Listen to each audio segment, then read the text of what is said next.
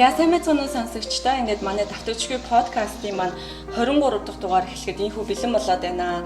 За тэр байнгын сонсогчид маань бол мэдж байгаа өнгөрсөн сард манай подкаст манаас түр өнжөөд 8 сарын дугаараа яг одоо ингээд бичгээд байж байна. Тэгэхээр энэ дугаараараа бид нар залуу хосуудыг үрж оролцуулсан байгаа. За нөхөр баасан хүү эхнэр уян гэд манай бас найзууд байгаа. Энэ уянгагийн маань хувьд болохоор DDI багийн маань гишүүн байгаа. За бас нэг шинэ мэдээлэл дуулах юм бол уянга баско хоёрын маань охин болох Мишель маань манай DDI багийн DDI пэйж дээр бас сонирхолтой бичлэгүүд оруулдаг байгаа шүү.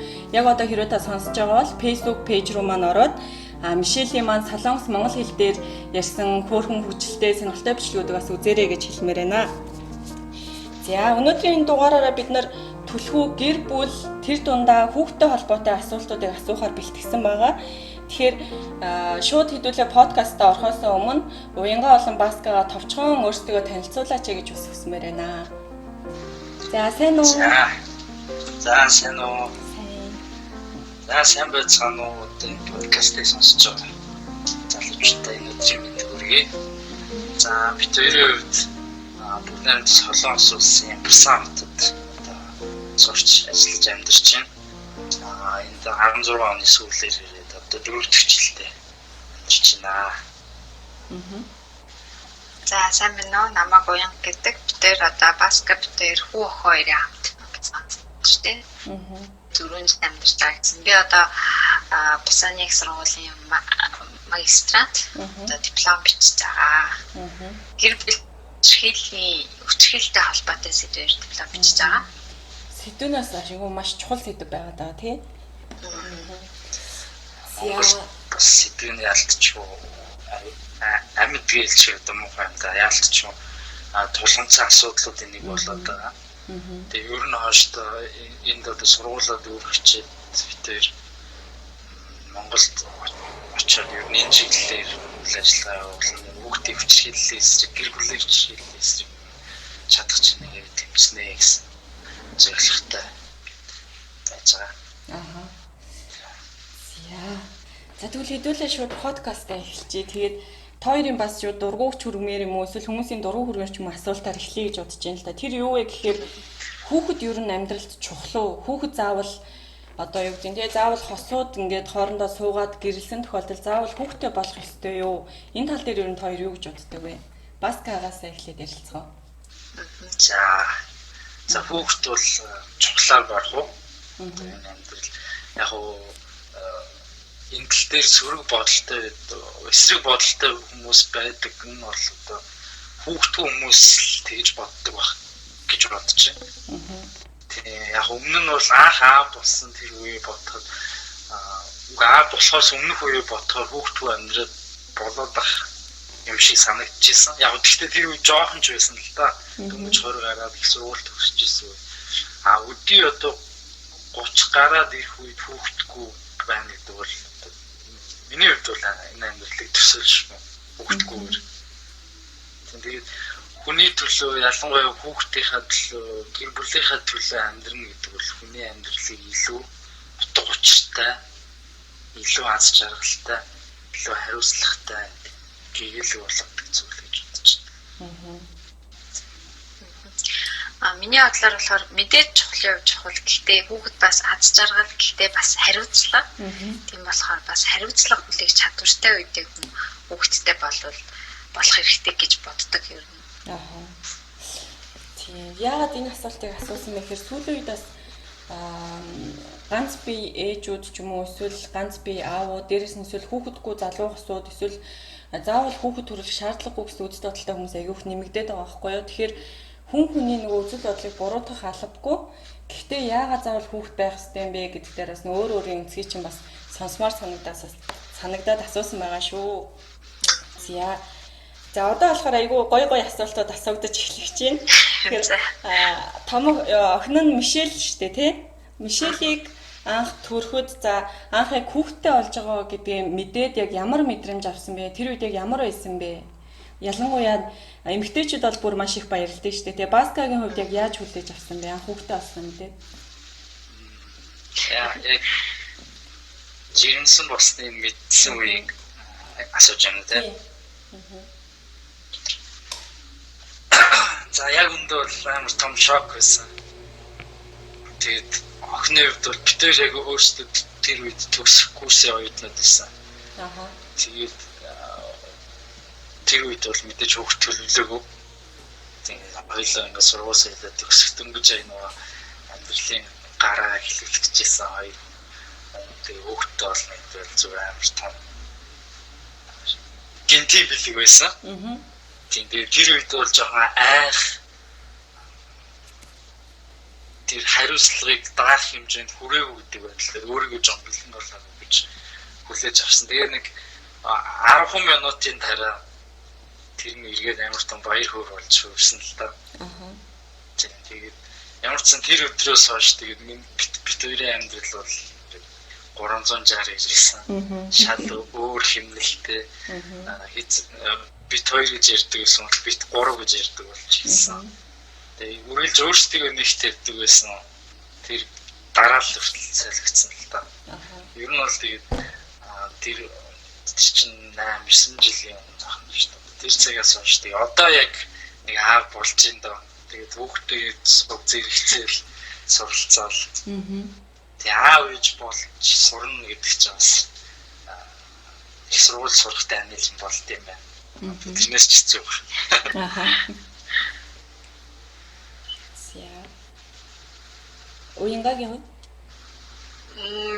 Би бас ер нь л бас яг шок л тоо яг төлөвлөгөөс ер нь сургуулаа төгсчөөд ингээд амьяа ажилд орно тэгээд эсвэл нөгөө боломжтой бол солилцоогоор гадаадд сургууль сурна гэж их юм төлөвлөсөн байсан. Тэгээд чирээснээ мэдээл хойшлогдоод мэдгүй яагаад ч яг эхлээд мэдсэн үедээ ингээд амар хэцүү санагдчихсэн. Тэгээд бодоод ахад за тэр чинь бас үерхэд нэг 3 жил гарan болцсон байсан болохоор аав ээж хоёр талын аав ээж үжигсэн мэддэг болцсон. Тэгээд за одоо хүүхдтэй болох юм байна гэж бодчихсон л доо. Тэгээ хүүхэд мэдээж төрсний дараа бол дараа нь яг жирэмсэн болсноо мэдээд харамсаж исэн да. Бүр өөрийгөө буруутгаад ч юм уу тийм хүүхэд чинь ийм гоё байсан юм биш үү гэж бодогдсон байлээ бүр сүүлд нь. Тэгээд яг нөгөө ээж болоход би бэлэн билүү энэ хүүхэд ч одоо ингээд төрхөөр би яаж одоо харах юм болоо гэд айгаал тийм айцтай жирэмсэн басныхан дараа ер нь айц амар мэдрэгдчихсэн. Аха.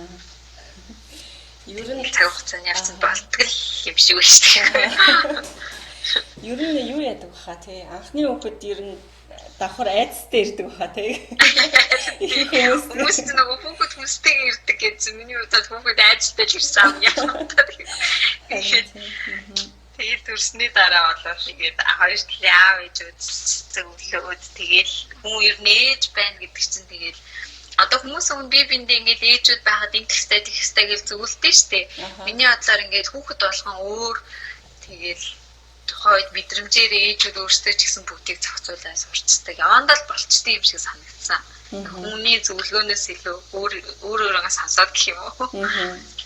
Ер нь бол баярын нулимс гэдэг ойлголтыг охиноо төрсний дараа л ойлгосон.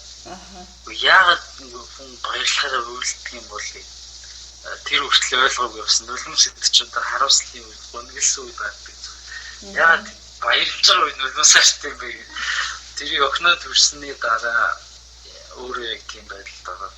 Тэг үнэхээр хүн үнэхээр их баярлаад юм уу тийм жахалтай байхаараа минутнаас нулимс гардаг юм лээ. Би бас нөгөө охиноо төрүүлэх жоохон хүндрэлтэй ч юм манай охин ч нөгөө 4 кг гарсан байхгүй юу.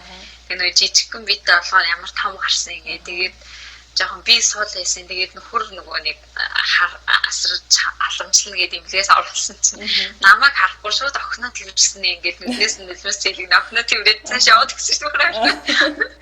Тэгээд дараа нь өөр хавнаас нүми чи намайг мартчихлаа гэж ёо тийштэй гэж басгаа чирээ.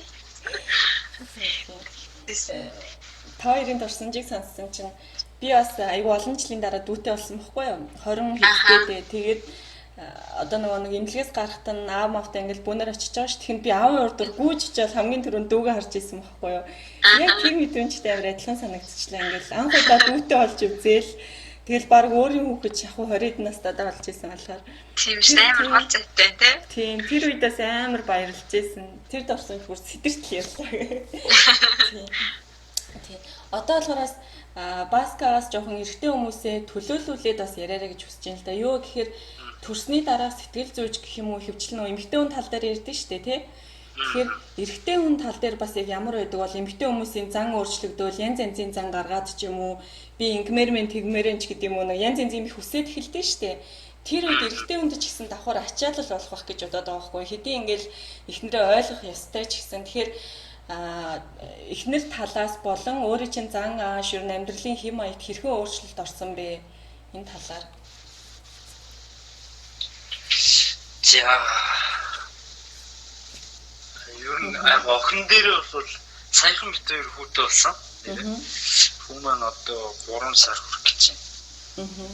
Тийм охин дээр бол тэр хариуцлага төрсний дараа сэтгэл зүй тиймхүү ойлголтыг баг мэддэг байлаа. Өөртөө баг хүүхдээ шүү. Ингээд ч 22 шүү дээ. Би 23 таа болчихсон. Тэгээд тэр үе мэдрэмж ч гэсэн одоо жоохон марцдаг тийм. Яг саяны хүү дээр бол ярихад бол нэлээд уншиж судалсан, илүү хариуцлагатай аав ээж байх гэж хичээсэн. Эргээд тэр нь ямар сөрөг үр дагавартай гэвэл тэр нь эргээгээд аав ээжүүдэд бас бяцхан дарамт болт юм аа л та. Өөр дээр ажилласан, өөрсдөл дээр ажилласан ажилтнаас ярьж байгаа шүү дээ. Тэгээд жон дарамт одоо илүү сайн аав байж болох байсан. Магадгүй илүү сайн хичээж болох байсан ч юм уу. Тэгээд ээжүүд бол одоо намайг төрсний дараа нэг хэдэн сар ингээд миний өгөр байхгүй бол болохгүй гэдэг юм аа мэдчихэж байгаа шүү дээ нөгөө ээж чинь. Тэ? Тэнгуут эргээд нөгөө нэг арай илүү ажиллах юм уу? Эсвэл би болохоор за энэ хүнийг ямар ч нэг төрснийхэн дараа 6 сар нэг дураар нь таавар нь зовоочгүй үлүүлчихгүй байх хэрэгтэй гэдэг ийм юм байгаа болохоор тэр нь яг эргээд жоохон дарамт болтгүй гэж магадгүй юм билээ аудад. Хэд их хичээгээд эхлэхээр. Тийм. Тэгээ яг ямар ч байсан тэр болвол гэхдээ нөгөө нэг жимсний төрсний дараах тэр юм ээжүүдийн сэтгэл зүг эвтэйгэн байлгахгүй бол эргээд гарах сөрөг үр дагавар нь бол нэлээд хэцүү юм байна лээ. Сэтгэл зүй тэгээд тийм сэтгэл зүйтэй ээж ядчил хүндэн сүү баг ордог юм тэр. Тийм болохоор яг тэр зэргийн дарамтыг даавал дэж ихнэрээ хүүхдээ илүү сайн халамжлахыг хичээж байна. Жирэмсэн байхад бас нөгөө хордлоготой байна. Жирэмсний хордлогын үе бас аудио үед бол бас нэлээд хүнд даавалдаг баха. Манай ихнэрийн үед бас нэлээд хордлого өгдөг төрлийн хүн. Тэгээд саяч бас 3 сар нэлээд хүнд байлаа гэхдээ тийм. Яг аудио захиж хэлэхэд бол мэдээж энэ чинь цаг зуурын асуудал юм чинь. Тийм тэгээд за нэг 3 сар юм. Хүн ерөөсөө хүнийг мартах хэрэгтэй юм билээ. Эхнэр ингээд хүүхд ингээд гэдэг юм хүн талдаа биш. Зүгээр энэ жил угаасаа надад хүнд жил байх болно. Гэлтгээд авчихсан. Энэ жилийг би даав. Түүнээс энэ хэцүү болгоод байгаа шалтгаан ингээд манай эхнэр штэ хүүхд штэ би ядраад штэ энэ муу ажиллаас гэж бодохгүйгээр зүгээр л энэ жил бол хүнд жил байх хэвээр. Тэгтээ энийг би заавал давж гарах хэвээр гэдэг байдлаар яач эзэн би юу зовлон ч амар штэ. Уурлах юм юу одоо уураа гаргах юм. Эзэн би байхгүй. Эзэн би байхгүй.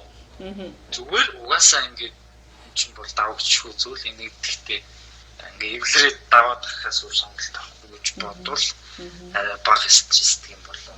Ер нь бол өсөө цулгамаар үе байдаг штэ. Ээжүүд ч маа ялгаагүй байгаа, аауд ч байгаа. Тийм болохоор чи хийнээс нь болоогүй ингээ давагчгүй зүйлүүд юм чинь. Эсвэл уураа ингээ сайхан ойрлт юм уу. Тэгээ янз бүрээр тарьж болно штэ. Би бол ер нь жаа ажиллахыг сонгодог. Тэгээд нэлээд их ажилласан. Тэгээд дэр ирээрээ эхнэрт маань бас жоохон ачаалт ирсэн баг. Одоос жоохон бас гэртээ цаг гаргаад хүүгээ хараад өөрөөр одоо нэг диплом бичээд эхэлж байгаа учраас нэлийн завгүй болж эхэлж байгаа. Айлуулах тэрэнд туслаад хүүгээ хараад хоолундаа хийгээд байхыг бас хичээж байгаа.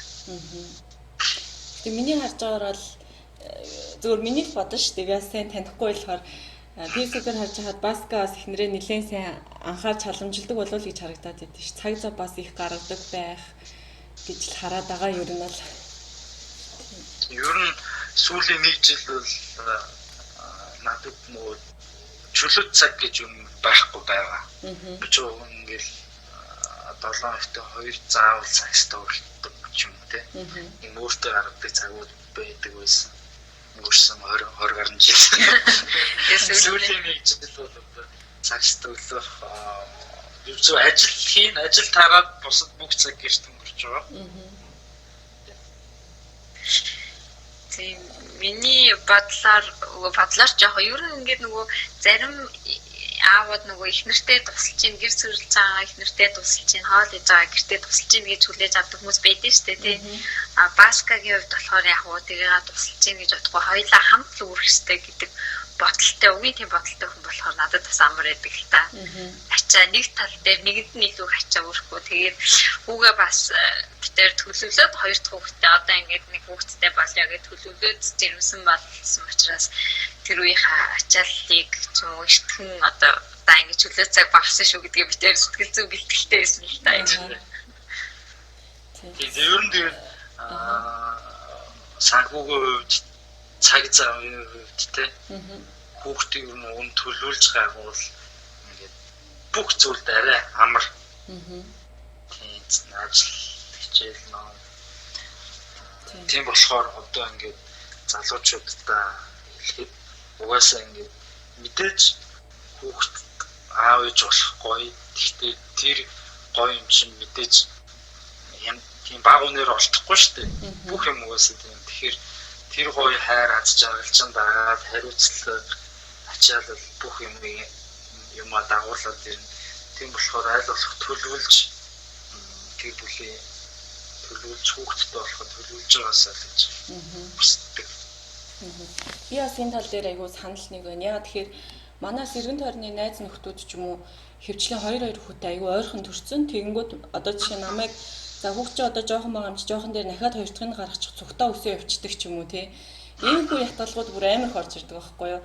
Тэгээд дахиад нэг өөр нэг найзтай ярилцсангууд одоо жишээ нь түрүүний тэр хэлсэн найзууд болохоор хамтдаа өсөөл нэг одоо юу гэдэг ах нь дүүгээ хараад ч юм аюу хөөрхөн өсөж байгаа тохиолдол байгаа байхгүй нэг жишээ. Өөр нэг жишээн дээр оронгууд хоёр ойролцоо өсөж байгаа хүүхэд бүр хэцүү юм гэж байгаа байхгүй хоорондоо таарч тавихгүй ч юм уу ээж аавыгаа бүр их заваадаг.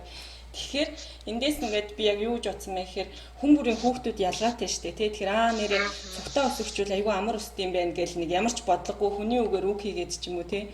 Тэгээд төрөх бас шаардлагагүй шүү гэж бас бодоод байгаа. Тэгэхээр сайн тойрын хилдэг шиг хамгийн сайн төлөвлөөд хамгийн гол нь өөрсдийнхөө нөхцөл боломжид тааруулаад тий. Одоо яг хүүхдтэй болоход сэтгэл зүйн хувьд, санхүүгийн хувьд бүх юмны хувьд боломжтой байна гэсэн үедээ бас хүүхдтэй болов зүгээр гэж үе санагдаад байгаа. Заавал ойрхон төрөх албагүй шүү гэж бодсон.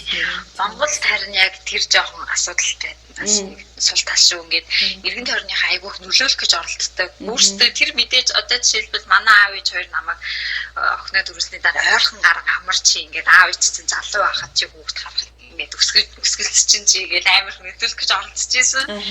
Тэгээ за аав ээжийг байг гэхэд ер нь найз нөхөд юм хамаатан саднууд ойрхон төрөсөл одоо урт хүүхдээ гаргаач эсвэл одоо одонгийн хүүхдээ гаргах юм амар бусдад нөлөөлөх гэж оролддог. Яг амьдрал дээр ингээд хүүхд гаргаад ирэхэд тэр хүмүүс тэр хүний өмнөөс хүүхдийг харж өсгөж мөнгө олж өгч чадахгүй ш. Тэгсэн юм ингээд нөлөөлдөг аюу хэцүү бас нэг дарамт байдгийг ш. Тэгээ санагддаг. Ер нь тийм үг би бас амар сонсч ирсэн юм. Одоо ингээд гис гаргаатай гэдэг амар үлдэх юм шиг тийм яриатлаа гэж.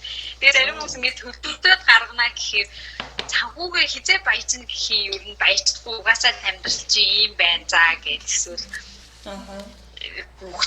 Тэгэхээр мөнгө гээл та нар тэгээд ахын хүүхдээ л чухал заа гэж тэгж боддог хүмүүс бас байт юм байл. Гэхдээ яг ингээд бүр амар баяжчаад хүүхдтэй бас нэг чадахгүй лагч зүгээр нэг Жаахан ингээл нөхцөл байдалтай ингээд за энийг даваад ингээд ч юм уу хэдэн жилийн дараа ч юм уу нэг тиймэрхүү ерөнхий байдлаар ч гэсэн төлөвлөл бас болж байгаа байхгүй тий. Яг үнэ. Саяын бас хэлж байгаа тэр мөнгө чухал юм уу хүүхэд чухал гэдэг хүүхэд чухал учраас бид нар төлөвлөд байгаа байхгүй тий. Хүүхдээ зовоохгүй тулд хамгийн гол нь. Тэр яг санал хэлж байна. Харин тий. За бас нэг ийм асуудлууд гарч ирдэг шүү дээ. Ер нь хүүхдтэй болонгууд нөө хувийн орон зай, цаг хугацаанууд нэлээд алдагдаж эхэлдэг. Түрүүн хэлж илээ л да сүүлийн нэг жил бас нөгөө сагс тавуулж чадаагүй ч юм уу нөгөө хувийн хийдэг байсан юм да хийж чадахгүй болоод эхэлж байгаа шүү дээ. Үүнээс үүдээд ер нь стресс тоор хэрэг авдаг вэ? Ер нь стресс авж гин үү? Хэрвээ авдаг бол хэрхэн тайлж гин вэ? Энэ дээр бас одоо залуу асуудаа үлгэр жишээ болох юм байл бас хэлээч гэж хүсэж байна. Ер нь тиймэрхүү стрессүүд гарч ирж гин үү? За ер нь за гайгүй гайгүй юу? Яа тэр нэг тухайн нэг 10-аад минут ч юм уу 15 минут үйлчлэн л дээ. Одоо тоглолт хийдэг дуудлага ирэх ч юм уу. Тэрний дараа нэг 10-15 уун төгсчмөр байдаг. Тэгэхдээ хүн чинь нөгөө нэг уур хөдөлгөөр нэг гүнзгий амьсгаад ингээд гэхээр нэг гайгүй болдог юм бол яг тэр мэдрэмжлэхгүй тэр яг сэтгэл хөдлөлийг нэг жоохон яагалангуйч тэгээд чинь тэгээд хүүхдэд чи өөрөө юу хэлээ дээ яаж ч ядарсан гэл ороод ихэд өөдөөс имэйл идэвчж байгаа тэр нэг фантич ярих хэрэгтэй. Бүх юм сарнаад алга болчихсон. Стрессээ тайлах дээр болохоор битээр ер нь амар ярилцдаг төрлийн угаасаа асуудалтай айгүй ярилцдаг. Тэгээд хоорондоо уурлсан үедээ ч гэсэн яг заримдаа нөгөө эмхтэй талцаа би ингээд марг уурал гараа бичмаар хабаск болохоор ярьцгаа.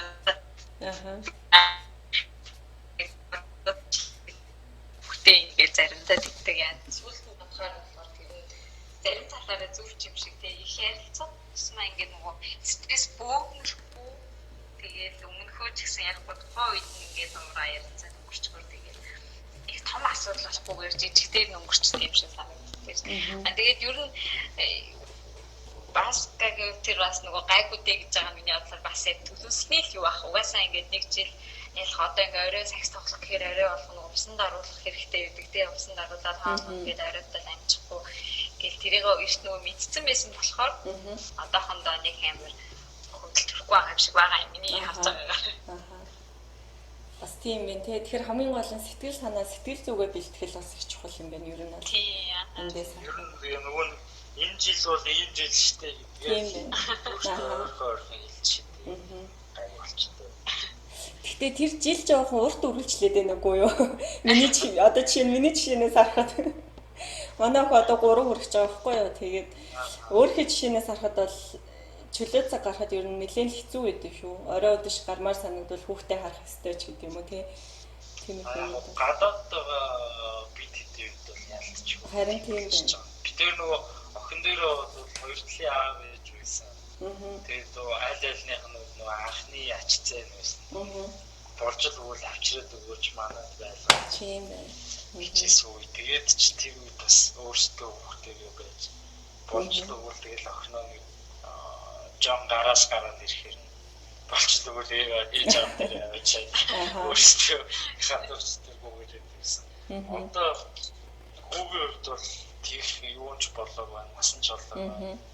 Зөвхөн хоёрдугаар ч одоо энэ хайр орон тэндэж үлдээ. Харин тийм.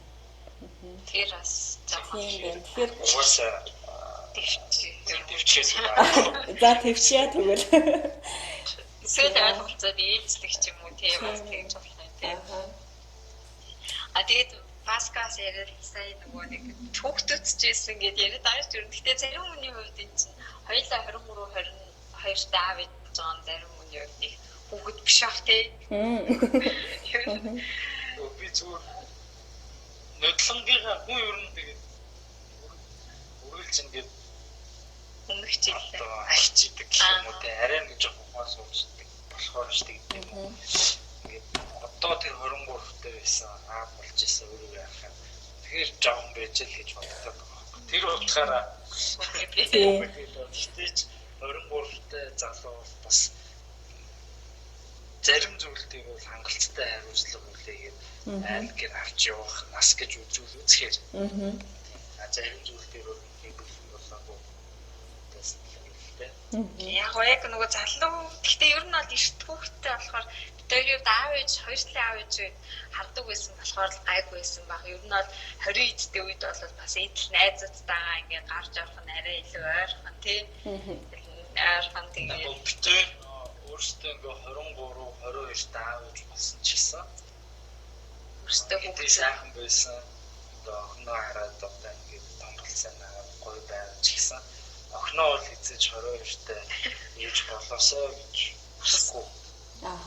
Яа тэгвэл тэр хүүхэд дөнгөж их сургуулаад өсч чинь өөрийнхөө ажил хийгээд өөрийнхөө оройтоод өөрийнхөө карьерээ хөөгөөд магадгүй дараагийн гадаад ядаж нэг мастерч сураад ингээд өөрийнхөө амьдрсны дараа магадгүй 27 8 үрээд ээж аав болоход тэр бол хитрхи оройтсан гэж үзэхгүй байна гэж.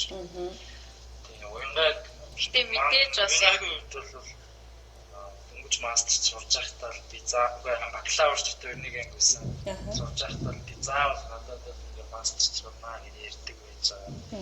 Бакалаврч төгсч амжаагүй жирэмсэн болоод ээж бас охны өрөөрөө таваа шиг том үстэй байсан. Тэр би тэр үед ингээд жоохон эмзэглдэг байсан ингээд надтай сууснасаа магадгүй надтай ингээд бизнес олж хүсэж исэн юм талаар болчих үедээ санаа зовж 3 4 жил явсан. Тэгээд охин маань нарийн гараас гараад ирэхээр нь за одоо ингээд хүслий чинь мөрөдлий чинь биелүүлье. Тэгшээ яа заавал мастерч байгаа гэх. Тэгээд ирсэн байгаа. Тэгээд эхлээд ирэхэд ч охиноо орхиод хийж хоёлаа. Тэгээд 7 сар тустай байсан. Тэр 7 сар үнэхээр хэцүү байсан. Тийм охиноо орхиод аавч тэгээд өөдөгч орой видео кол гитий таслаач гэх гуйлна. Тэр үед өглөөж ажилтай сургуультай очиж таслаад амархаас ураагүй тэгэл аюу хүн зүйлийг давж байгаа байхгүй. Тэгэхээр тим юм хүүхдтэй ч тэр өөртөө ч тэр тим зовлон амсуулахгүй гэж бодох хэрэгтэй. Тэгээ эхлээд сурч боловсрал өөрийгөө ол хийснээр дараа хүүхдтэй болоод ер нь 22-т чинь хангалттай сууж мэдсэн, өөрийгөө олсон, би хүн болж төлөвлөсөн. Арай биш гэж үзэхэд арай хангалтгүй шүү дээ. Яг үнэ. Тийм болохоор тийм байж ээж аав болно гэхээр бас тэр хүүхдийг яаж хүмүүжүүлэх вэ? Яаж хариуцлагатай байх вэ? Би орцсон 30-тай аав ээж байхгүй гэж бодож байна. яг тэгээд манай охин өөрөө яасан вэ? Тийм одоо ингээ гараад ирсэн юм хөөрхөн том болцсон.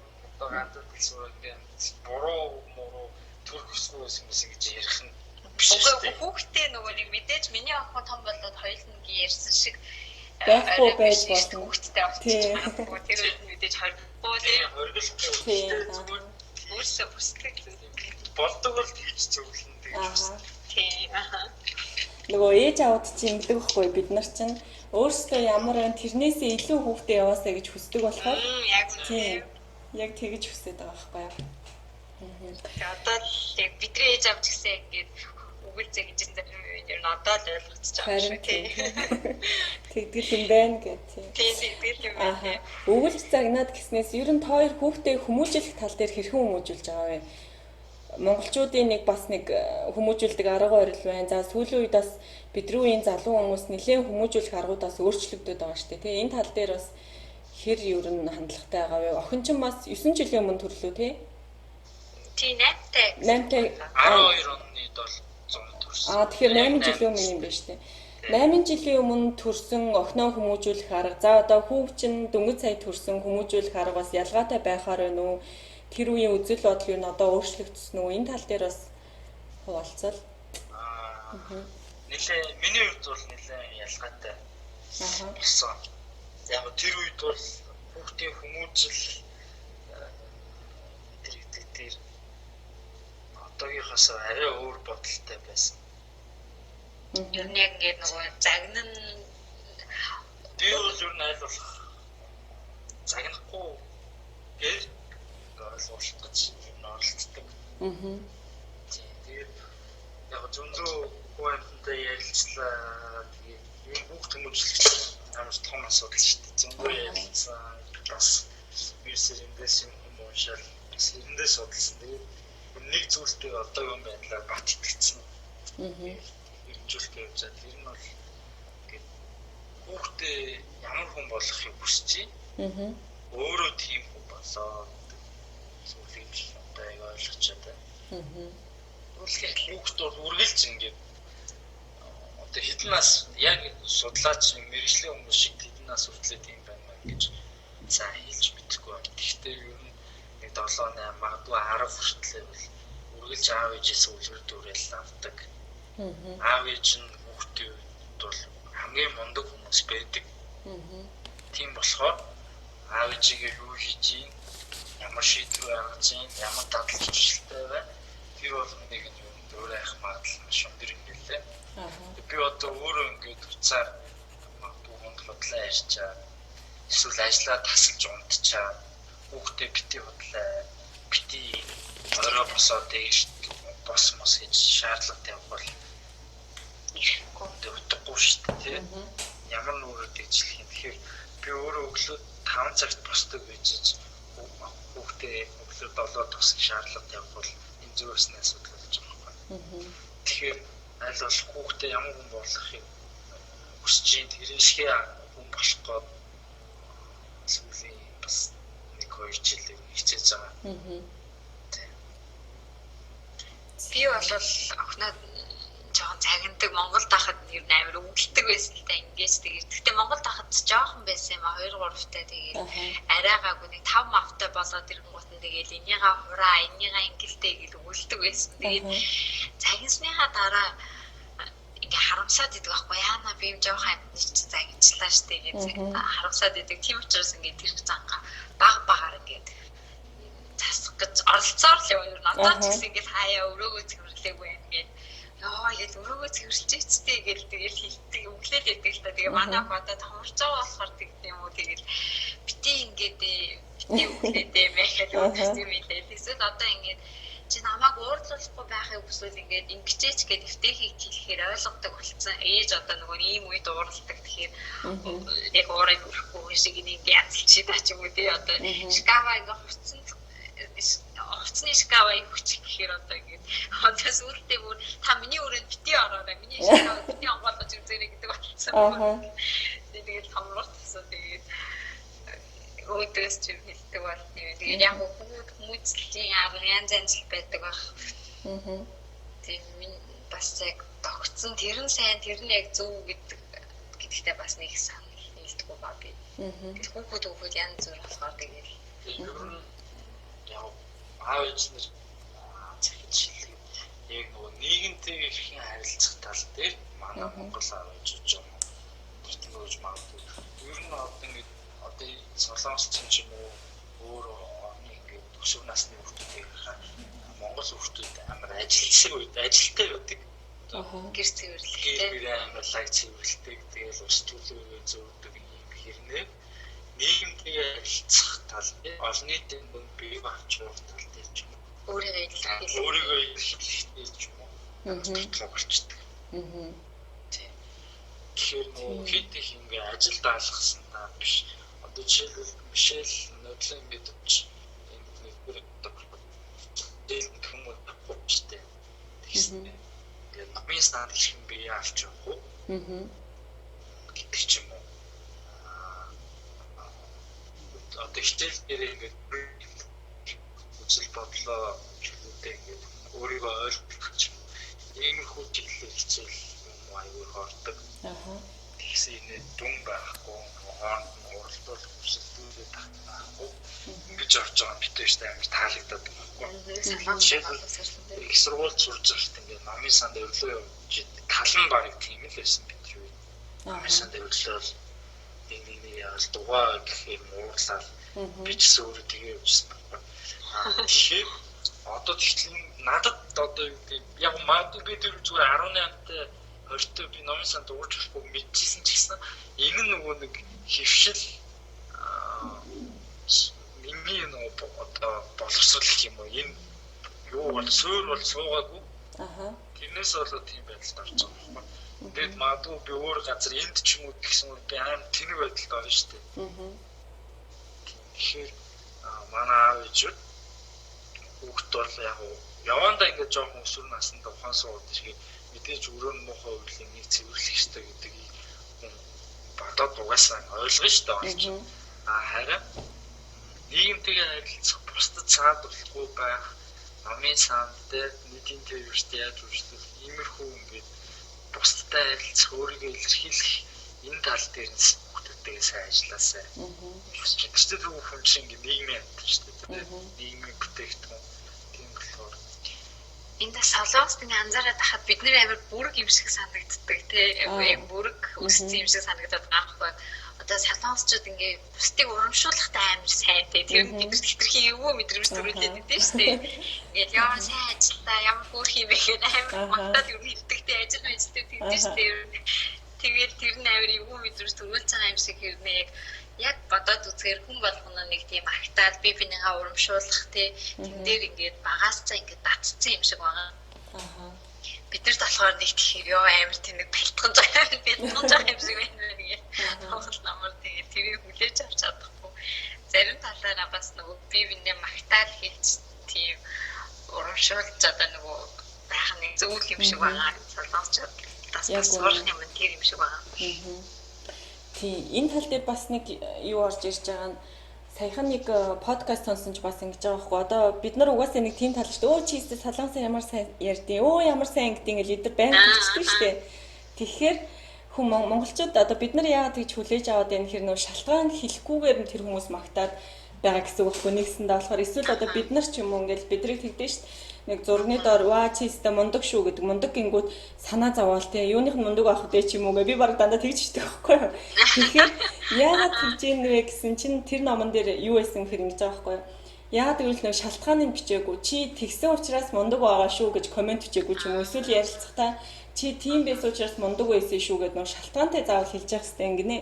Тэгэхгүй болохоор нөгөө өндөө нөгөө жоохон долгонж байгаа юм шиг эсвэл худлаа үг шиг сонсогддог гэж байгаа байхгүй. Тийм мундаг гэдэг чи өөр амар амар том үгстэй. Харин чи айгүй хэцүү. Ерөнхий үг болохоор тийм үгүйж мундаг гэдэг нь тэгэхээр нэг санаа зовбол. Тийм тэгэхээр шалтгаантай хэлж явах хэрэгтэй юм билээ ер нь бол. Хамаас мэдмээр юм байдаг. Урамшуулгахдаа заавал зөв шалтгааны ном чинь. Тэр хүүхдийн хүмүүжил гэдэг асуулт руу эргээд ороход бас нөгөө гендрийн гэх юм уу хүйсийн тэгшэрхийн тал дээр бас нэлээд мэдрэмжтэй ойлголттой болгож өсгөх хүн ирээдүйд гэр бүл төлөвлөх эсрэг хүчтэй харилцахад маш том хэрэг бүлгэж болохоор том мэдлэг юм байна лээ. Тэрийг бас ойлгоод байгаа. Жишээлбэл Монголд ингээд 2-3 настай цэцэрлэгч явдаг. Биш. Ангийнх нь хүүхдүүд ингээд байлдаг гинэ. Байлдаж майлтаа тоглолдог. Тэгээ миний хүүхэн байлдсан уу гэж асуусан. Би ууж байлдаж идэв. Би ч юм хитэн. Тэгээ би хүүхдүүд нь юу идэв гэсэн чинь бид нэр зүгээр суугаад алгадаг шүү дээ. Багшин тэгжсэн гэдэг. Уу яагаад та нар ингээд цуг байлдаж тоглоод ингээд үе гэсэн чинь багшаар нь зүгээр охтууд нь байлахгүй суугаад алгадаг ш гэсэн. Тэгэхээр яг магадгүй тийм нөгөө Монгол явсчуудыг эмгэгтэй хүн зодог шүү дээ. Тийм тэгж бодсон юм байлгүй. Гэхдээ зүгээр тэр чинь 2-3 настай хүүхдүүд шүү дээ. Ноцлоо тоглоод байлдахад юм чинь хүмүүсээр нь ялгах буруу.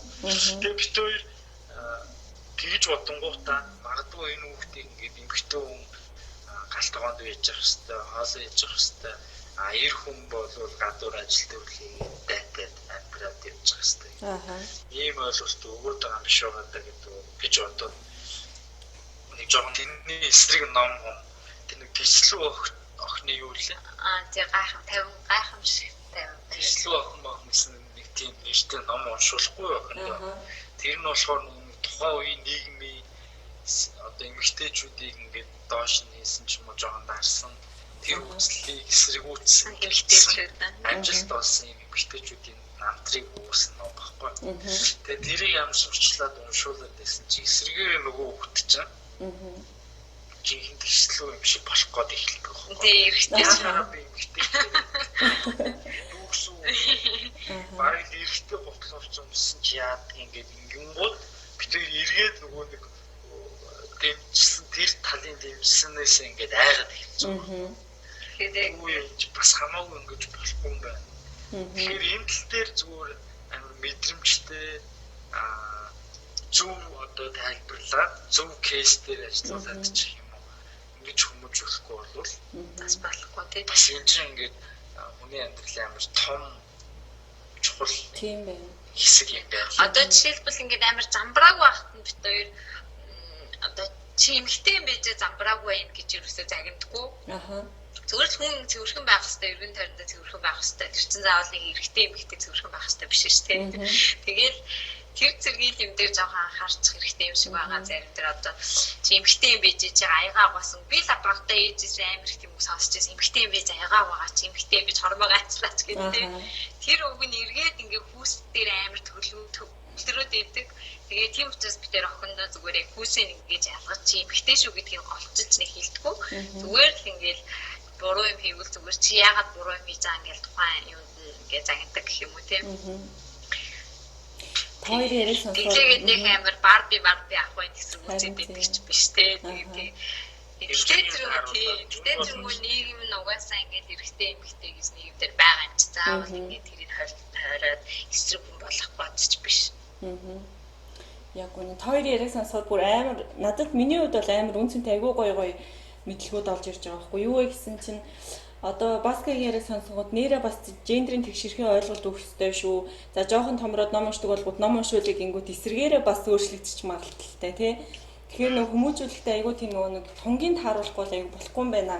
Дээрээс нөгөө юу н одоо юу гэдэг өөрөө нөө төлөвшөж эхлээгүй нас нь байгаа штэ тий. Тэгэхээр шууд уншсан юмдаа итгэдэг, сонсон юмдаа итгэдэг нас нь учраас бас тэрийгээ яаж өгөх үү гэдгээ сайн бодох хэрэгтэй юм байна гэж бодлоо. Тэгээд энэ дээр бас жишээ ярихад манай охин гэсэн бохгүй би энд чинь хүн хамаагүй хурж болохгүй уруулан дээр зөвхөн ээж нь унсна аав нь тухан дээр нь ч юм уу нэг иймэрхүү юм хэлдэг бохгүй юу.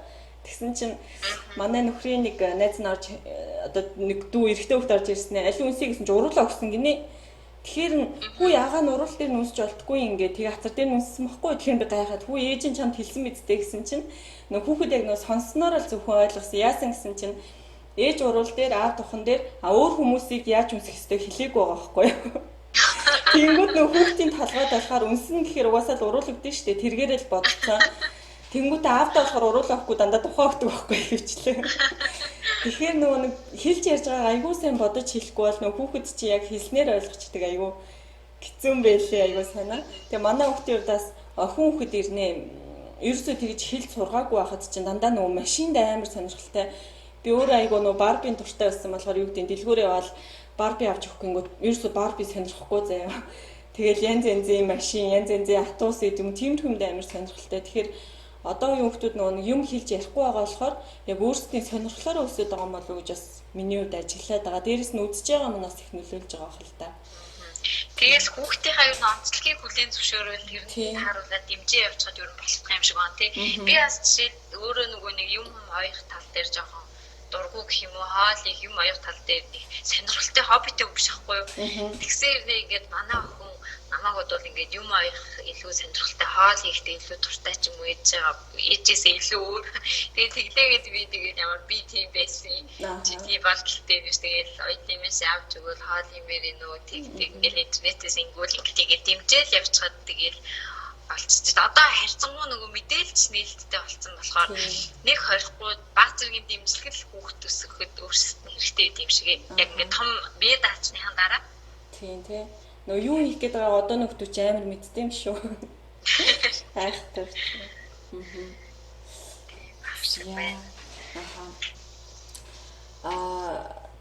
Яг үгтэй баг хариултаа авчих шиг л боллоо. Одоо нөгөө эцэг эхчүүд хүүхдээ хүмүүжүүлэгчдэр хөвчлэн аав нь оролцохгүй. За ээж нь байн хамт байгаа юм чинь ээж нь одоо хүмүүжүүл би одоо юу юм гэдгийг надаас жоохон айдаг багтал болно ч гэдэг юм уу.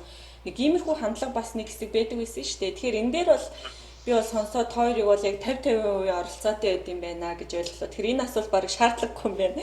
Хоёрын оролцоо хэрэг үү гэж асууж ирсэн байхгүй хүүхд хүмүүжүүлэхэд. Тэр хоёулаа л айгүй гоё идэвч хармаалтай оролцоо сайтай байд юм байна гэж бол ойлголоо. Тэгтээ бас аав нь илүү ярилцах тал дээр ярилцах сонсох тал дээр аавнаас илүү их яадаг. Цаг гардаг. Би болохоор бас нөгөө хичээд идэх. Янтаа би хүн томоотой ажлыг манай хийж авчиад. Би бас стресстэй. Тэг хүүхдэд хийх ёстой зүйл гэж биш дургуйч хийсэн. Тиймэрхүү юмнуудын манай уянгаа хариуцж авчиад байгаа. Зарим нэг үнд номноо тиймэрхэн байдаг. Иймэрхүү зүйлүүдийн ээжэнд авч. За. За одоо ирж байна. За. Тиймэрхүү ажлуудын гэж яриа. За. Тиймэрхүү ажлуудын уянгаа дагаа авчирсан. Миний хувьд болохоор өдөр одоо жишээлбэл багштай загнуулсан ч юм уу, найзтайгаа муудалцсан бол яах вэ? Ер нь илүү жоохон танин мэдэх вэ? Жоохон ярилцах тиймэрхүү зүйлүүдийг би дааж аваад. Тэгэхээр бид хоёрын ярилцаа айгүй сонирхолтой дажгүй өрнөд энэ ээж хоёр болохоор жоохон ширээ өрнөх магадaltaй. Би бас нэг юм асуумаар санагдаж байна. Одоо нөгөө Мишелийн хувьд яг одоо том болж байгаа өсвөр нас руугаа удахгүй орно шүү дээ хэдхэн жилийн дараа тий. Тэгэхээр манай охины одоо ажиллаж байхад яг нэг таалагдахгүй байгаа гэдгийг илэрхийлдэг болж байгаа байхгүй одоо нэг хүн талаасаа жишээ нь ингээд цэцэрлэгээс нь авах гээд очингууд ангийнх нь нэг тэр дээд ангийнх нь нэг убан байгаа байхгүй юу. Тэрийг авахаар явах дургүй заяа айгуу санаа.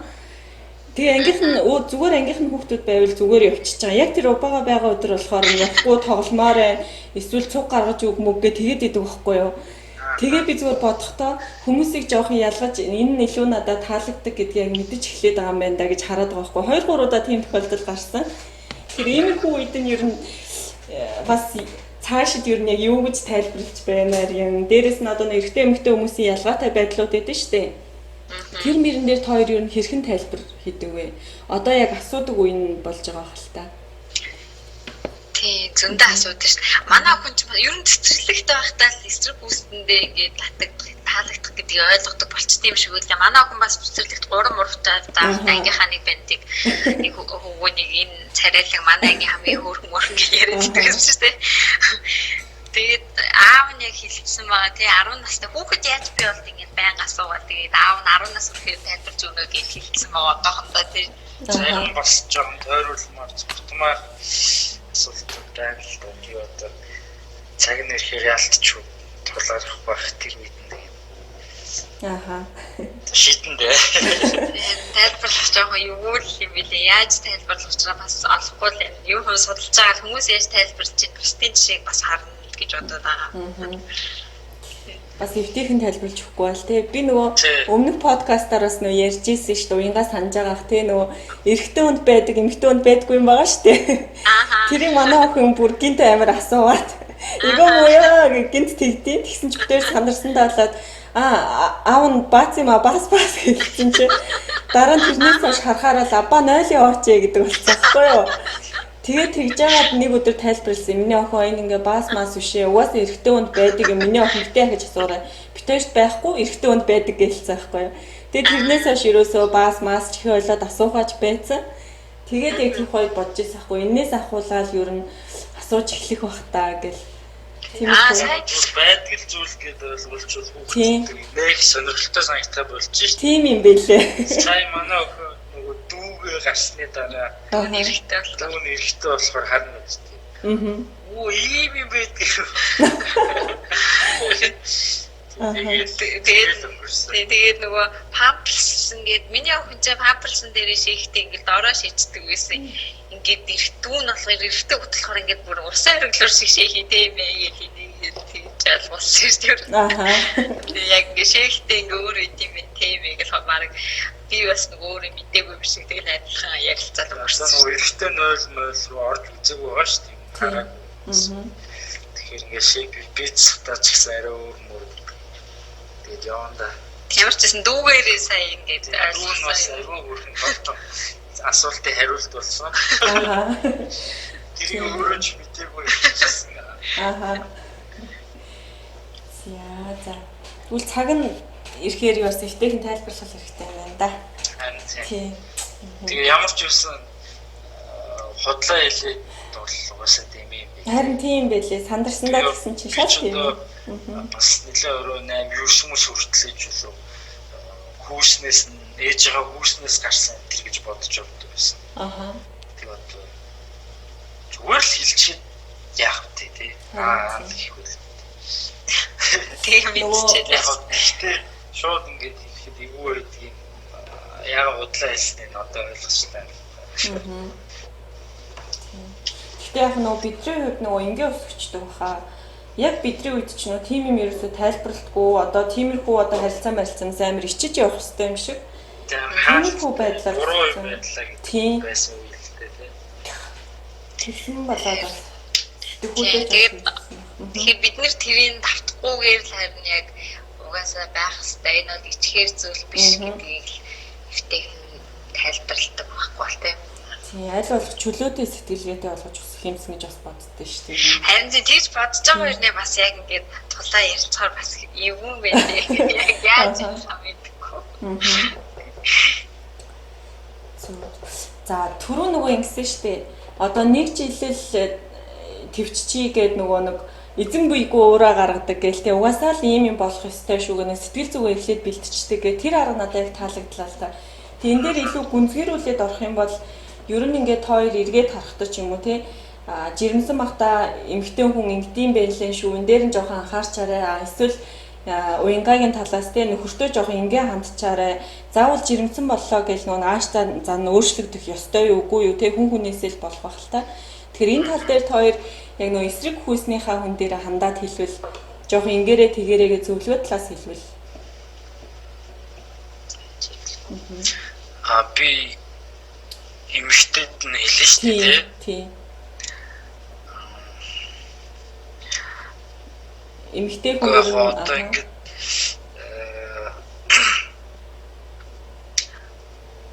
хамтын одоо хүүхд нэг юм хандлага үүдэн шин 3 хүүхдийг чинь төрүүлээд өглөө өсгөөд өглөө за ийм байхад ихнэрээ инглээж тийм үү те нэг иймэрхүү хэрүүлийн маягтай тиймэрхүү текстүүд их явдаг шүү дээ фэйсбүүкээр ч тэр хүмүүсийн амнаас ч тэр тэгээд яг хүүхд мэдээж гэр бүл болоод эмэгтэй хүүхдэд төрүүлдэг ч одоо хорвоогийн зам юм чи яах юм бэ? Энийг зүгээр ярилцаад шийддэг байсан бол 4 хүүхдтэй аав бол батны хоёрыг нь бол өөрөө төрүүлэх гэдэг шийдвэр гаргах байсан гэдэгт би эргэлзэхгүй байна. Тийм тэгэхээр энэ бол давагчгүй зүгээр мэдээ эмэгтэй төрдгөөс хойш эмэгтэй нь угаасаа төрүүлнэ. Тэрийг нөхөртөө ингээд ямар нэгэн юм хийгээд өгсөн юм шиг ч юм уу те. Магадгүй тэр ээж өөрөө ч гэсэн ээж болохыг, хүүхэдтэй болохыг хүссэн шүү дээ. Тийм болохоор ингээд би зовоод хүүхэд төрүүлсэн ганцхан надад хэцүү байсан биш. Нөхөр чинь ч гэсэн ингээд сэтгэлээрээ цуг өвдөөд болдгоор өмнөөс ч өвдөх юмсан гэж бодоод явдгийг шүү.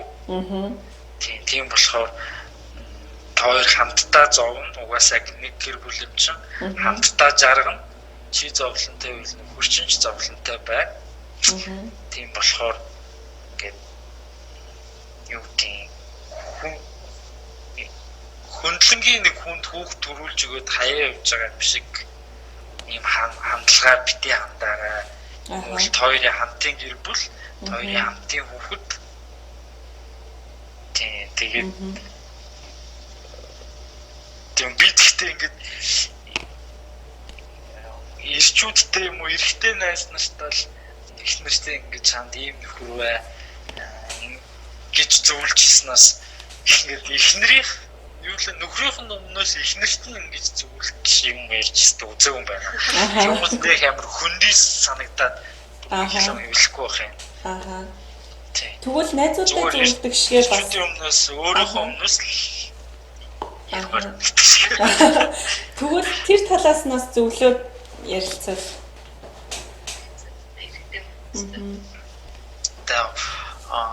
нөгөө нэг хүмүүсийн нөгөө хандлага янз янз үүдэн штэ. Нэг юм түүх үүдээ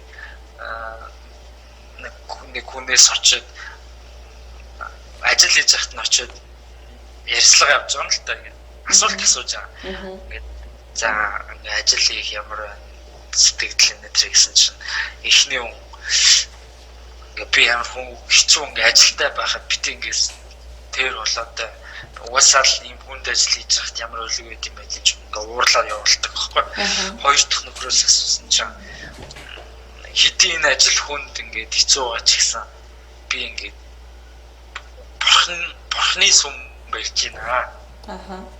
Тийм болохоор надад ингээд сайхан байна гэж хэлдэг. Гурав дахь хүнээс асуусан чинь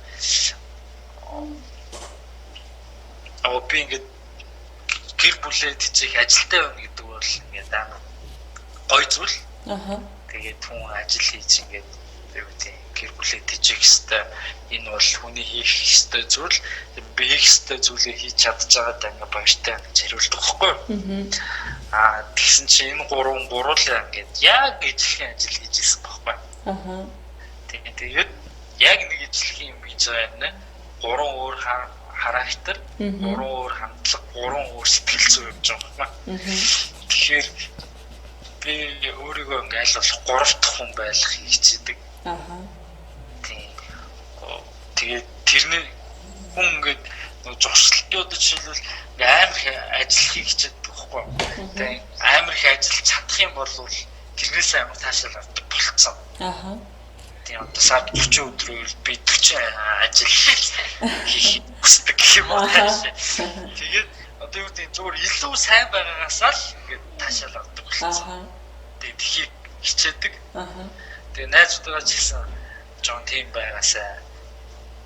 Найзууд гэдгээрээ дамжуулаад юм залуучууд гэдэг магадгүй ингээд ажиллаа илүү сайн хийгээд нөхрийнхөө хувьд ч гэсэн арай жоох илүү сайн нөхөр аавын хувьд тийм найзын хувьд тийм магадгүй тоглоом сакс тоглохдоо ч гэсэн арай илүү сайн тоглоод хожуул гоё юмстай. Тэгэхээр жоохон тийм хичээгээд тийм энэ нь гэхдээ нөгөө нэг хандлага тийм болгочоор нөгөө дарамт биш болчихж байгаа байхгүй. Тэгээ тийм байгаа чадах юм бол тэрнээсээ гоё таашаал авдаг болчихоор ядрах стресс гэнч гэсэн арай бага болох юм болов. Ер нь бол яг энэ нөгөө солонгост ирээд нөгөө гадуураараа найз нөхдөд уулзах ч юм хийх юм жоохон багасаад ирэнгүүт чөлөөт цагаа яаж өнгөрөх үү болоод эхлэв штэ. Тэгэнгүүт яг нэлээд жоохон боддог юм жоохон дүнсийгээд юм бодоо суучдаг ийм байдал руу их орсон л тоо. Тийм тэгээд яаж жоохон ингээд гайвуу арай хаппи байж болох уу? Яг ижлэхэн нөхцөл байдал дээр нэгэн жаргалтай, нэгэн зовлонтой амьдарч болдог байхгүй юу? Тийм тэгэхээр жаргалтайг л сонгосон дээр үстэй. Тийм тэгэхээр тэгж өөрийгөө стресстүүлдэг, зовоодог тийм бодлуудаасаа салах хэрэгтэй юм шиг. Би болохоор эсрэг хүсэндээ зөвлөх юм байна. Нөгөө нэг хэнийг нөхөрт ингэ зөвлөх юм байна. Ер нь жирэмсэн байхад төрсний дараа ч гэсэн эмхтэн гад хүсдэг. Ер нь их эмхтэйчүүдийн хүсдэг зүйл нь нөхрөө сансаасаа гэж хүсдэг шүү дээ гэж боддог шүү дээ. Сансаасаа ингээд заавал ингээд энэ ингээ хэцүү байгаадаа биш зүгээр ийм хийж байгаа ийм миний амьдрал ингэж өвлөж байгаа шүү. Надад миний биед ийм өөрчлөлт одоо гарч байгаа гэдгийг нөхөр нь сайн сонсох юм бол эргээд амир ихнэр хурдан тайвширч чаддаг гэж би боддог. Хэрвээ хин нэгэн эрэхтэй одоо нөхөр ингээд миний зөвлөгөөг сонсч ивэл ихнэрээ сайн сонсохыг хичээгээр ядаж сонсож байгаа юм шиг түрээс хэрэг гэхгүй заримдаа ингээд би баскет юм ярихаар ингээд амар сонсож байгаа шиг царайлаад байдаг. Зүгээр яг үндэ тэр талаар ойлгоогүй байхгүй. Гэхдээ би ингээд тухайн үедээ намайг сонсож байгаа шиг царай гаргаа миний стрессийг тайлбарлсан. Дотроо өөрөө бодсон.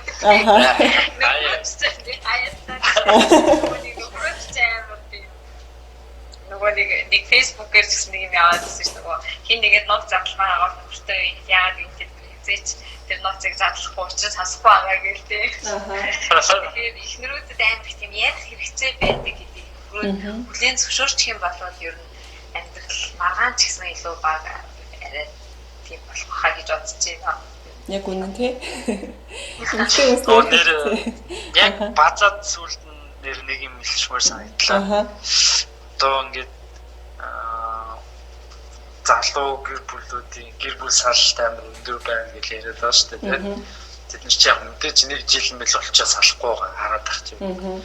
3-4 жил 4-5 жил болоо тэгээ салчаад байгаа байхгүй юу? Мэдлэг. Тэгээд энэ юунаас болж байгаа нөгөө нэг анх танилцсан шиг одоо нөгөө эрэгтэй хүн болвол анх танилцсан шиг л байна гэж эмэгтэй хүнийг боддог. Эрэгтэй хүн болохоор эрэгтэй хүнийг явандаа өөрчлөлтөндөө гэж боддог гэдэг нэг тийм яриад байна шүү дээ.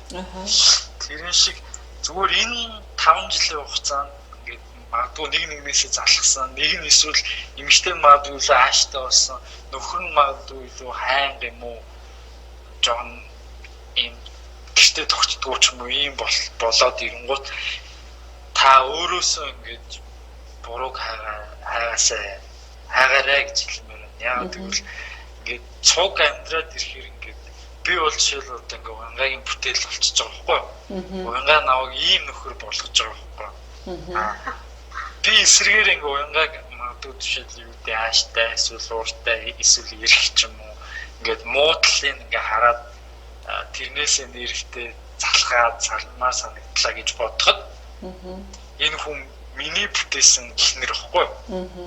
Тэгээ энэ хүн чинь анхнаасаа ийм эхнэр болж төрөөгүй шүү дээ. Зүгээр л нэг айлын ингээд хөөхөө охин хайр дагуулалт төрж байгаа шүү дээ. Тэнгууд тэр хүнийг би нэг ийм эхнэр болгож бүтээж байгаа байхгүй. Тэнгууд өөрөө хадраа заагаад байдаг юм. Видеокол хийж байгаа шиг. Тэнгууд нэгсэндээ та ингээд эхнэр чинь таалагдахгүй муухай ааштай ингээд ийм хөгийн байвал та ийм хөгийн болгочлоо шүү. Энэ хүнийг та ийм болгосон шүү. Магадгүй нөхөр чинь тийм байвал нөхрөө та тийм болгочлоо шүү. Сайхан байхад нь тийм болгоч хайж болохгүй. Танд тэгтээ үргэлжлүүлээд магадгүй илүү сайхан болох боломж байгаа. Тэгээд бити ингээд хурц нэцээ замын дундаас хаяарай. Нөхөө цаашаа хол зам туулаарай л гэж. Энэ би бас нэг Достоевскийн нэг зохиол дээр бас тэгээ бичсэн байсан шүү дээ. Эмэгтэй хүн бол юу лээ насан туршийн агуу том засварчин гэж бичсэн байсан. Яг тэрийг санаад орчихсон. Яг баскын наавтруу яг заагаас хэлээд агуу би боддоо би агуу том засварчин байна. Байнгын засаж явдаг. Гэтэ тэр мэдээж бүгд зүг байна гэхэлгүй мэдээж ингээл би мэдээж өөрийнхаараа байлгах гэдэг заримдаа ингээд хөөхөн талд их одоо юу гэдэг юм нас заавал миний бүгд зүг бахалгүй шүү дээ тий. Тэгээд таны баскагийн шиг хэлдэг шиг айл бас бодох хэрэгтэй байна. Яа, хоёр яриг сонссон ч юм биш үү? Ялангуяа баска тандж хэлэхэд одоо нэг тэр чи юу гэдэг лээ? Ишлэл хэлдэг хүмүүс эдэн штэ. Тим хэлдэг одоо юу гэдэг пэйж мэйчтэй болмоор юм шиг. Би мөр ярианаас нь ингээд бичиж аваад байгаа байхгүй юу? Миний бүтээсэн эхнэр нөхөр гэдэг үгний ард амар хутга учир явж байгаа байхгүй. Түрүүнээс айгуу сонсоод хад айгуу гой үгнүүд хэлээл тэрийг айгуу гой тайлбарлал яваал. Тэгэл би бас хоёрын саналтай айгуу гой санал нэг байна. Тэгээд эргээд харахад бас тэрийн хувьд бас 5 жил ингээд болж ийн. Тэгэхэд нэрээ нөхрөөсөө одоо өө хайх биш те. Би яаж нөхөртөөгөө харьцсан бэлээ. Тэгээд нөхөр маань ядаж яаж ааш зан гаргаж байгаа бэлээ гэдэг талаасаа бодохноос их чухал юм байна. Энэ дээр бол би яг 100% санал нэг байна. Тэгээд миний бас дараагийн асууж ирсэн болохоор ийм юм байсан байхгүй юу? Тоор одоо бараг 10 гаруй жил үргэж чинь юу биш ээ. Үерхэд тэгээд суусан тэр 10 гаруй жил болж ийн гэсэн үг үү те? Тий, яг 11 жил. 11 жил. Энэ бол яг баггүй хугацаагаа байхгүй юу? Тэгэхээр энэ хугацаанд өөрсдийн тийм гоё хайр сэтгэл одоо юу гэдгийг тэр бүх сайхан зүйлээ яаж хадгалж ирсэн болоо гэж бас асуухыг хүсэж байсан. Тийм. Тэгээд Ерөнхийдөө бол бас сая хариулчих шиг л бол яг асуух юм. Гэхдээ энэ тал дээр бас та хоёр яг юу гэж зөвлөмөр вэ? Юу гэж хэлмээр вэ? Яаж бас энэ бүхэл бүтэн 10 гаруй жилийг ингэж хамтдаагаа өнгөрүүлсэн бэ? Мэдээж хэрүүл маргаан байдаг л да огт байхгүй гэж бол мэдээж хэлэхгүй тий. Тийм. Тэгээд цаашаа ч гэсэн бас дахиад 10 жил өнгөрсөн 10 жил шиг л үргэлжлэх хагалтай. Маргаал юм. Тийм. Ер нь бол битээр ингээд бас хэрэлддэг асуудал байхгүй. Маргалдаг. Гэхдээ энийг бас тиймч муу харилцаа гэж боддог. Яа тэгэхээр ингээд тэр хэрэлдэж маргалцсны дараагаар бүр ингээд илүү гоё ахаад нэг урагшаалгацсан юм шиг санагдаад байдаг. Өөр магадгүй яг нөгөө хийлж чадахгүй ингээд сайхан харилцаа уур амьсгалыг эвдэхгүй тул биднэрт нөгөө төвчгүй байдаг шүү дээ. Төвчээд за яг дараа хэлийг дургу өргөсөн ч гэсэн ингээд за тийсээ дуу өнгөрөө яваад тийштэй ингээд байнга ингээд тийсээ яваад гэж болохгүй байхгүй. Тэгэх юм бол эн чинь нөгөө хүн чинь мэдхгүй чамайг тийсээ яваад энэ чинь эрүүл бас харилцаа болчих واخгүй. Огт хэрүүлгүй амьдрал байдгүй бол тэр бол ингээд баг хайр сэтгэлгүй амьдрал гэж хэлчих бородохгүй.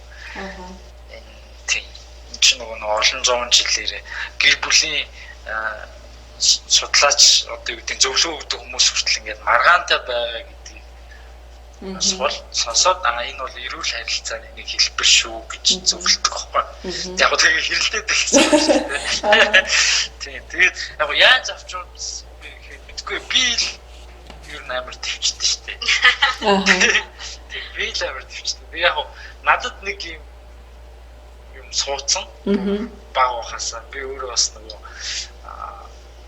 салсан амьдрал төссөн хүүхд болохоор за би яаж ч ингэж нууцсан доройтсон гэр бүлээ ямар ч бас ахцуулахгүй энэ бол хитрхи муухар л да гэхдээ л надаас шалтгааллах юм байдаг л юм бол би эцсийн хүртэл ингэ бүтэн байх гэж чинь гэдэг нэг юм миний магадгүй тэр үед одоо айхтар ухаантай магадгүй даалт тухамсар гэдэг үгтэл тэрэнд нь ингээд нэвт суудсан юм байж магадгүй битэр бас ингээд том хэрүүлүүд бас болно шүү дээ. Тийм манай их тэгээд уурлах үе байна. Тэгээд ер нь бол би их төвчдөг. Тэгээд салыг гэж ямар ч сценарий 11 жилд нэгч бодож байгаа. Тэгээд бодоод хэрэггүй угаасаа. Яг тэгвэл боломжгүй юм биш шүү дээ. Тэгэл сална мэдээж ингээл хүн л юм шиг ингээл аргаа болол амьдрын шүү дээ. Болохоор. Гэхдээ яах юм гэж энийг бол боломжгүй ингээ бүтэхгүй гэж бодоод явах хэрэгтэй. Нөгөө талд гэхдээ нөгөө нэг хүчрхийлэл төртөд байгаа. Тэг эмгтээчүүд байгаа шүү дээ. Тэдний хувьд бол бас тийм биш шүү дээ. Тийм аратны хажууд бас тисэд ээж болохгүй. Энэ нөгөө нэг салсан эмгтээ гэдэг чинь өөрөө амар том нийгэмд ингээ дарамт юм авдаг болохоор тэрнээс айгаад ч юм уу тийм аратны хажууд амьдрээд идэг бас байж магадгүй. Тийм болохоор тэдний өмнөөс би ингээ ярихаар бас буруу яриад байгаа болчихж байгаа байхгүй. Тэгэхээр нөхцөл байдалтай тухайн гэр бүлийн уур амьсгалаас хамаарат бас өөр байх бодолтой. Шийдэж болохоор тийм асуудлууд байгаа тохиолдолд бол арай өөр хэрэг шүү дээ. Ямар ч сан битээ өөртөл болгоорой. Чадах хүртлээр тгсэрэл гэж хэлмээр байна. Тийм тэгээд ер нь 10 эмэгтэйгээ 8 нь бол гэр бүлээ хаяа явчих. Дараагийн амьдрал зохиож эсвэл давхар ингээд харилцаа үүсгэж явчих гэдэггүй бах гэж бодож байна. Тэгэхээр би эмэгтэйчүүдийг арайгааг бах гэж бодож байна. Тийм болохоор эрчүүдтэй л хандж хэлэхэд жоохон илүү төвчээртэй байгаарай. Тийм гэж хэлмээр байна та. Яа. Уянгагийн үед би одоо баскетбол ярих сонсож ямар асуулт асууж байна. Юу асууж та ер нь 10 жилийн амьдралаа төгөж байгаа л үү? Өнгөрсөн 11 жил юу чухал байсан энэ 11 жилийг тогтоох дом барих. Мэдээж хайрлаж байгаа шүү. Гэтэ бас яг ингээд хайр гэдэг ингээд ярихаар бид нар ч амар өмсгөлч үзэж өссөн хүмүүс шүү дээ. Хонгороо. Харин тийм. Ингээд жаахан хангуу мөрөөд. Ингээд хангуутэйг өсөлтөл тэгээд кино гоёдос гэж боддог. Чинь яг үндэ гэрсний дараа л яг амьдрал юм байна гэж ойлгоо хүртлээ шүү дээ. Тэгэхээр яг би охиноо ч гэсэн яг нэг бодит байдалд ингээд өсөхийг амар хүсдэг хичээдэг гэх юм уу?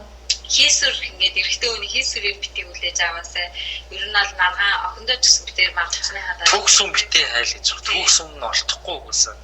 Ямар ч гэсэн ингээд одоо үсгэлч шиг зүгээр битгий ингээд хүлээгээд суусэл ингээд ад хүлээж суух хэрэггүй нэг талаараа эрэгтэй хүн аав нөгөө талаараа бас эрэгтэйчүүд ганцхан ингээд нэг сайхан инээгээл гоё шүттэй инээдэг юм байдгүй. Мэдээж ингээд одоо яг нэг судалж байгаа сэдв хүчрхийл болохоор яг тэр сэдвээр орчод байна л да.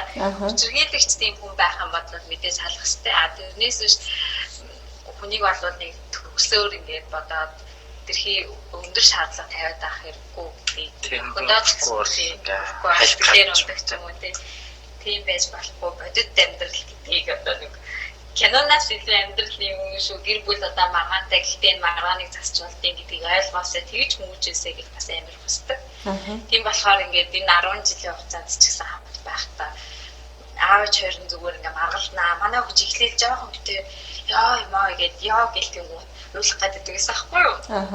Тэгэл дараа нь ингээд битээр угаасаа би бинтээ хайртай миний охин гэхээр ингээд маргалцж байгаа угаасаа маргалтаа нэг хүүхдүүд илүү хохирдсон шүү дээ. Ингээд өрөвдөд идэг хохирд. Тэгэхээр битийн ингээд сэтгэлээр унжаагаар энэ ингээд аав ээжийнхэн л амьдрал битээр маргацсан ч гэсэн би бинтээ хайртай бас чам хайртай шүү гэж заавал дараа нь хэлдэг. Өмнө нь сонсчихсан ч гэсэн ер нь заавал хэлдэг. Тэгжэл юм өнгөрсөн дөө.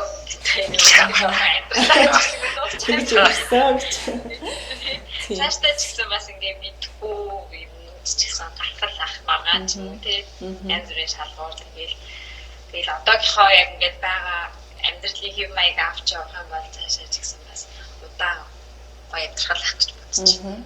Яг үнэ. Таашдаа санал нэг байна. Тэгээ дээрэс нь саяын нэг санааг бүр тодруулж хэлэхэд угаасаа гэр бүлүүд ингээ маргалцдаг шүү дээ. Тэгэхдээ нөгөө хүүхдүүд яг уянгагийн хэлгээр жоохон эмзэглэж хүлээж авчих гэдэг тий. Тэр үед нь ингээ дараа нь тайлбарлаж хэлэх нь айгүй зөв сонголт юм байна гэдгийг бас өөртөө тусгаж авч ин. Дээр ингэсэн бохгүй би нөхөртөө хэрэлдээгүй заяа. Зүгээр нэг санаандгүй чанга дуурал ярьчихдээ шүү дээ. Тэгсэн чинь яг голд үйжсэнээ сауж юм аа гэд тэгсэн бохгүй юу. Тэгэхээр бүр гайхаад хүү бит хоёр хэрүүсэн хэрэлдээгүй шүү дээ гэд тэгсэн чинь харин ингээл жоохон чанга дуурчгод хэрэлжин гэж бодсон байгаа байхгүй юу. Тэр хүүхдийн сэтгэл зүй бас айгүй чухал. Тэгэхээр саяхаас би нэлээд тусгаж авлаа. Хэрвээ ямар нэгэн байдлаар аль болох хажууд маргалтгаа хичээдэг л дээ. Гэтэ маргалтгаар бол дараа нь хүүхдтэй бас тайлбарлаж хэлэх нэг чухал юм байна шүү. Тэгэхгүй бол нөө сэтгэл зүйлд нь айгүй нөгөө сэв суугаад үлдчих магадaltaй тий. Маргаангүй байна гэж байхгүй. Маргаан бол байдаг зүйл. Маргалтгүй байна. Тэгээ бид ингэж гоё эвлэрдэг гэдгийг харуулах хэрэгтэй байхгүй. Тэгээд нэр сая нэг юм хэлбэр санагслаа нөгөө баска битэр бас ярилцж байгаад ингээд багийнхаа амнуудыг бас ярьжсэн чинь нөгөө аав ээжтэй зодолж ирсэн загнуулж ирсэн ингээд ярьсан байхгүй юу? Хоорондоо. Тэгсэн чинь ингээд одоо бодоод ахаар бид нэр багтаа ингээд ээжтэй одоо яг инээдэн болгоод ярьж байгаа юм байна. Хойноос ингээд шиг зохиол хүсч амар зодолсны буруу гэж байхгүй гэж хүссэн шүү дээ би хэлсэн. Тэгэхэд бид нэр ингээд багийнхаа дурсан шиг ирэх аав ээж тэгж агинжуулээ тэгж зодсон гэж хоорондоо энийгээд ярьсан болохоор хүүхдэд юу нэг ингээд задуулах юм уу амар ингээд шийтгүүлжсэн ч юм уу те загнуулжсэн тийм юм аа тод үлдсэн юм шиг санагдсан битээр. Тэгэхээр ер нь хүүхдийг амар тэгэж одоо гар хүрхүүл тэгэхээр хизээж болохгүй зүйл юм байна. Тэр чинь ингээд том болсон ч гэсэн ингээд яг мартагддгүй байна гэдэг. Тэгээд зээж нөө зодсноос хэдэн 10 дахин илүү шөнө хайлтж тэрж үнсэж ингээд тэр хоног өдрүүдийг давсан байгаа шүү дээ. Тэгтээ ингээд амар санагдаад байгаа нь нөө зодуулсан үеуд ингээд амар тод үлдсэн байгаа байхгүй. 5 6 нас 7 нас мастаа нэгдүгээр ингээд тэр цэвэр бичих юмэрхүү юм дээр чиш толгой осуулдаг байлаа шүү. Тэгээд тэд нэг амар тод үлдсэн. Тэгээд одоо ингээд буц гарч явахтай ажиллаа. Тийм болохоор замаар ч хүүхдтэй тийм биш нөгөө нэг өөр гоё дурсамж үлдэх. мэдээж мартагддаг тийм дурсамж үлдэх аюу гоё юм байна гэж бодоод байгаа. Ямар ч гар үрж болохгүй юм шиг байна. Санал нэг байна. Зя. Одоо ихэд нөө подкаст маань өндөрлөх төгсөж байгаа байхгүй юу? Тэгээд сүүлийн асуултаа болохоор яг бусдад бас жоохон сурамж болоосаа гэдэг үүднээс тойроос бас иймэрхүү тохиолдол байсан уу гэж асуух гэдэг юм л та. Нөгөө төрсний дараа хүмүүс айгүйх нөгөө амьдралд оролцдог шүү дээ. Жишээ нь өөргөө амлуулсан уу, амлуулаагүй хүүхэд нөгөө нэг бие муутай өсдөгч гэдэг юм уу те. Эсвэл одоо юу гэдэг ер нь л их олон жишээнүүд байдаг байхгүй яг одоо толгойд орж ирэхгүй байгаа ч яг энэ тал дээр иймэрхүү жишээ их тулгарч ирсэн үү энэ тал дээрээс юу гэж хэлмээр байна гэ. За би шууд өөрийнхөө бодлыг хэлэхэд бол бити тэгж дүнж төрсний дараа бүх юмд нь оролцож байгаа чи гэж хэлмээр байгаа байхгүй юу? Оо, браво. гэж хэлмээр байна.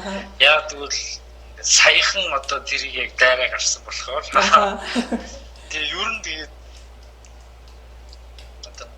таргалсан байвал явж яах нөө чи тураач гэл турцсан явж байгаа таргалаач гэл зүгээр ингээд юм ярих юм олддгүй юм уу таашд гэж хэлмээр байна. Бити тэгжий тэрний орнд хэр өсч хүүхэд нь хэр өсч байгааг би энэ хэр тэнхэрж байгааг асуух юм ярих юм зөвлөх юм мундах штэ яагаад заавал тийм сонсон юм ирд юм бэ.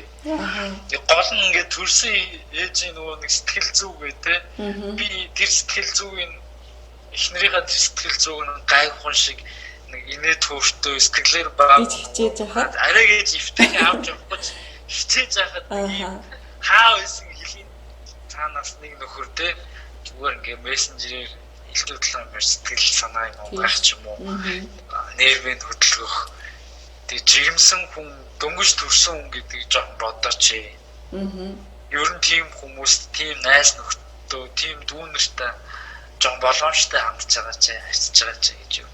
Тэгэхээр олон сонсоосоо гэж бас хүсэж байна. Тийм би нөгөө юун дээр бас амар юм зөвхөн нөгөө манай аав ээж хоёр жишээлбэл ингээд нөгөө видео кол хийхээр ингээд оо яана миний хүсэж байгаа юм шүү дээ чадчих байгаа юм гэж байна. Чадчих юм уу гэж.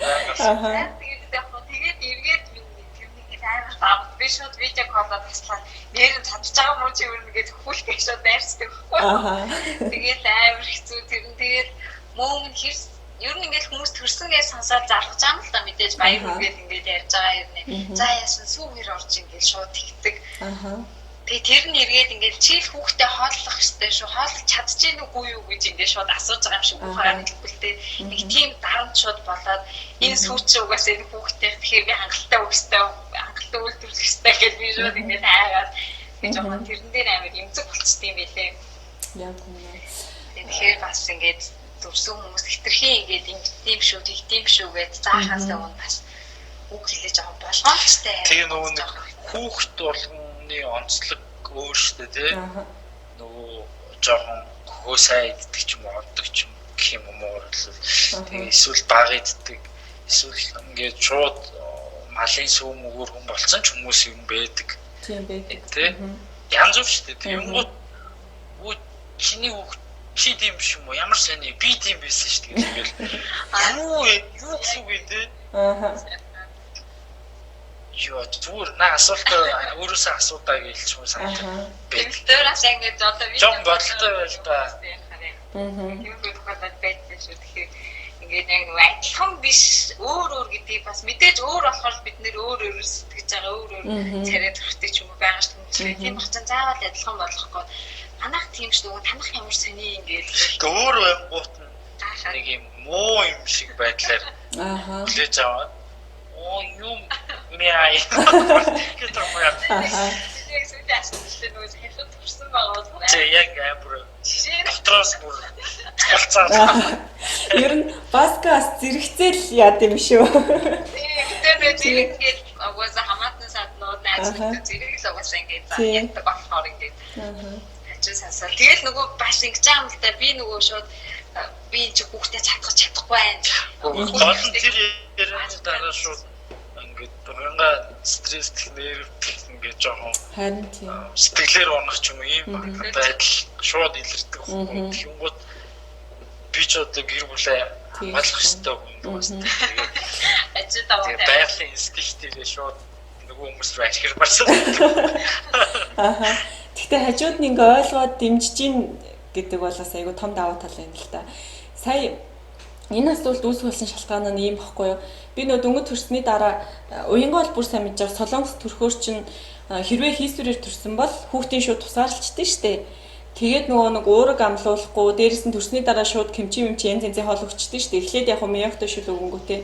Тэнгүүд тиймэрхүүд ингээ жишээний гэдэг ярингууд халуун ногоотой мэдэж болохгүй штеп гэж шууд тэгнэ. Эсвэл угаасаа ямар ч ухаангүй байж байгаа хүүхдээ төрүүлээл хүүхдээ төрүүлснээ ч мдээгүй байхад ураг амлуулаагүй мó тэгвэл хүүхд чинь бие муутай өссөн штеп гэл нэг амар сэтгэл санаа руу нагаад би хүссэн бол хүүхдээ жишээ нь ургаа өгөх л байсан штеп. Гэтэл өөрөө ч мдээгүй тийм болчихж байгаа юм чинь гэл одоо тэр одоо 3 жил өнгөрчээд байгаа тиймэрхүү гомдол нь одоо хүртэл арилаагүй байгаад байгаа байхгүй. Тэгэхээр нэг иймэрхүү заавал нэг тийм байх хэвээр ийм байх хэвээр гэсэн тиймэрхүү хандлагуудаас болоосай гэж хүмүүсийг бас уриалмаар байна. Тэгээ хүн бүхэн ялгаатай өөр гэдэг дээр бас санал нэг байна. Нөө хит хүний хувийн юу бити. Тийм. Энэ орон зайг хөндлөрөө л гэж байгаа. Бол санаа тий. За. За ихэд хэдүүлээ гуруулаа энэ үргээд подкастаа өндөрлөе. Тэгээд уянга баско хоёрынхоо яриаг зөндөө сонсоо дахин сонсоход ч гэсэн бас зөндөө хэрэгтэй мэдээллүүдийг бас авч чадлаа гэж бодож байна. Тэгээд миний бас хэлмээр байгаа зүйл нь бид хоёр фэйсбүүкээр хардаг л да. Ямар гоё ингээл зөндөө гоё үлгэр жишээнүүд зөндөө авдаг. Тэгээд уянгагийнхаа өмнөөс баскийн өмнөөс уянгаад маш их баярлалаа гэж хэлмээр тийм айгуу гоё тийм дулаан айгуу гоё мэдрэмж авлаа. Тэгэхээр хоёрын өмнөөс хоёуланд ч бас их баярлалаа гэж хэлмээр байна. Тэгээд ийм гоё халуун нандин нэг ойлгодог ийм гоё харилцаагаа бүр цаашдаа ч гэсэн улам гоё байлгаарай гэж хоёулангаас нас хүсмээр байна. Тэгээд бас уянгаатай илүү найз болохоор манай уянгааг бүр их хайрлаарай гэж баскаас хүсье. За. Тэгээд чам ч гэсэн бид хоёрыг тоогоо цаг гаргаад ярилцсан баярлалаа. Тэгээд хүмүүс авах гэхийн ухаанаар хандна. Жохон ч гэсэн хэрэгтэй зүйл ярьж чадсан бол тэр баяртай болно. Хоёртаас маш их баярлалаа. Тэгээд дараагийн дугаарт магадгүй бас яг сэдвтэй тохироод явах юм бол баскагаа дахиад өөрөх магадaltaй шүү. Уянгоо бол угаасаа байг байж ин дараа хөтлөгчөөрч уянгоо орж магадгүй. Тэгээд цаг зав гаргаад олцсондаас маш их баярлалаа. За баярлалаа. За түрэйтэй. Баярлалаа. За.